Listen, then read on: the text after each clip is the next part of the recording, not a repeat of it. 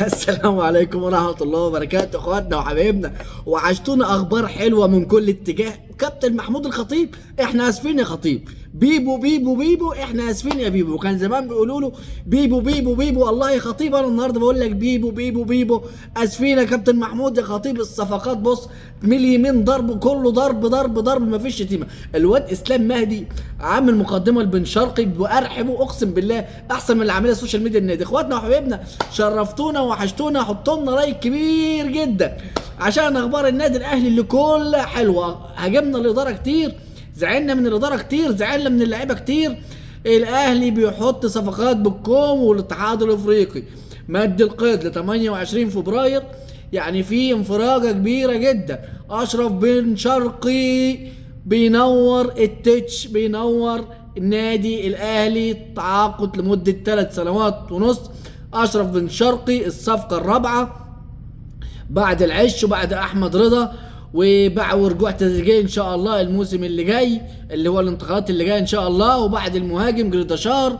الاهلي مولعها، الاهلي خاربها، الاهلي مش مخلي حاجه في نفس جمهوره وفي نفس لعيبته الا معاملها، مروق علينا ومدلعنا ومشخلعنا، مش مخلي حاجه عندنا الا وعاملها. زي ما جبنا الاداره واجب علينا نشكر كل واحد من اداره النادي الاهلي، من اولهم كابتن محمود الخطيب. شكر خاص لكابتن محمود الخطيب على الدعم وعلى الاستقرار اللي احنا عايشين فيه، وعلى سيره النادي الاهلي الحلوه، ان اللاعب بيجي النادي الاهلي وهو عارف انه هياخد مستحقاته كامله متكامله، لا هيترفع علينا قواضي ولا هيتوقف لنا قيد ولا في اي مشاكل في النادي الاهلي. زي ما دخلت بالمعروف هتخرج بالمعروف.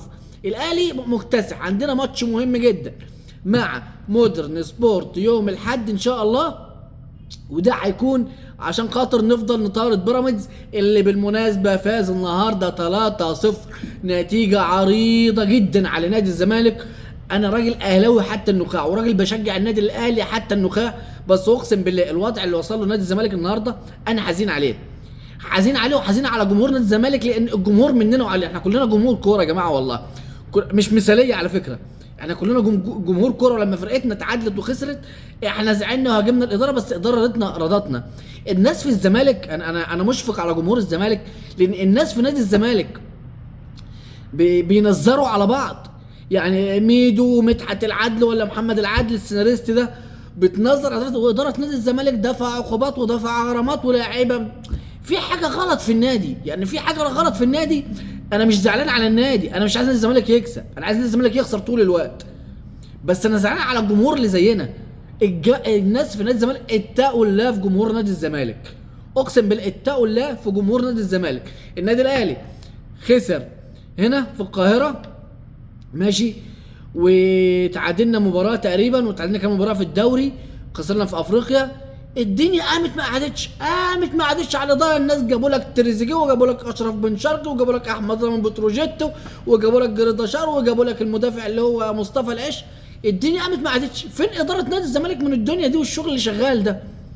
طيب يلا بيطلع واحد زي ميدو ينظر على الاعلام شويه، ينظر على التحكيم شويه، ويقول اي كلام في اي كلام بس عشان يضغطوا اداره ناديهم مش اكتر، ما بيساعدوه. طب ما تدعموا النادي، ما انتوا يا جماعه مليار، يعني ما عندكم من المليارات ما يكفي، ما تدعموا ناديكم، اسندوا ناديكم.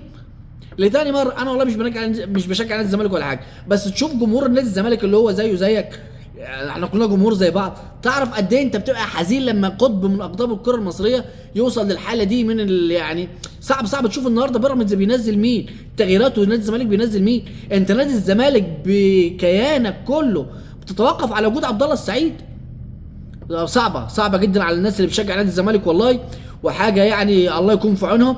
اخواتنا وحبايبنا دي كانت بس كلمتين كده بخصوص دخول اشرف بين قلبنا حاليا للنادي الاهلي، وبخصوص مباراه بيراميدز والزمالك اللي خلصت النهارده ب 3-0 لنادي الزمالك، لنادي بيراميدز اسف. وان شاء الله بكره هنوفيكم بقى بالتشكيله الجديده الماتشنا يوم الاحد، وهيكون في اخبار مهمه جدا في الفيديو بتاع بكره الخاص بالنادي الاهلي فقط لا غير. اخواتنا وحبايبنا ادعمونا بلايك وشير وكومنت، والسلام عليكم ورحمه الله وبركاته. سلام.